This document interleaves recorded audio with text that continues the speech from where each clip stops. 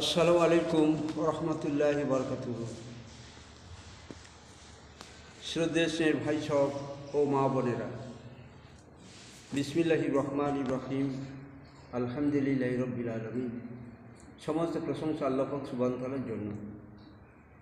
বিশেষ করে একটা জিনিস আমাদের জানা দরকার যে আল্লাহর বান্দা হিসেবে আমাদের ইবাদত করতেই হবে, আর আখির নবী মুহাম্মদ রাসূলুল্লাহ সাল্লাল্লাহু আলাইহি ওয়াসাল্লাম উম্মত হিসেবে দাওয়াতের কাজ করতে হবে। যে যাই ভাবি আর যাই করি, এই কথার উপরে সবার আসতে হবে। আল্লাহর বান্দা হিসাবে ইবাদত, নবীর উম্মত হিসেবে দাওয়াত, এটা জোড়া। আল্লাহ পাক সুবহানাহু ওয়া তাআলা সারা দুনিয়াতে সব জোড়ায় জোড়ায় সৃষ্টি করেছেন। চন্দ্র, সূর্য, গ্রহ, তারা সব জোড়ায় জোড়ায় সৃষ্টি করেছেন। তেমনি ইবাদতের জোড়া হচ্ছে দাওয়াত।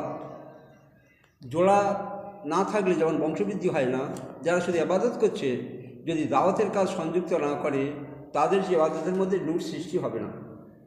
তবে উল্লেখিতভাবে এই জিনিসটা আমাদের লক্ষ্য রাখা দরকার, যেটা এর আগের ভিডিওতে আলোচনা করা হয়েছিল, যে গীবত সম্পর্কে যে জিনিসটা আছে।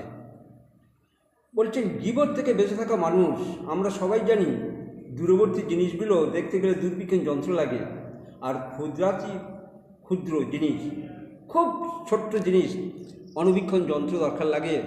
এখন অণুবীক্ষণ যন্ত্র লাগবে যে গীবত থেকে বেঁচে আছে এমন মানুষের সন্ধান করার জন্য।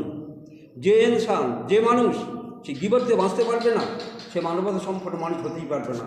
পরবর্তী অধ্যায়ে আবার বিস্তারিত আলোচনা হবে ইনশাআল্লাহ।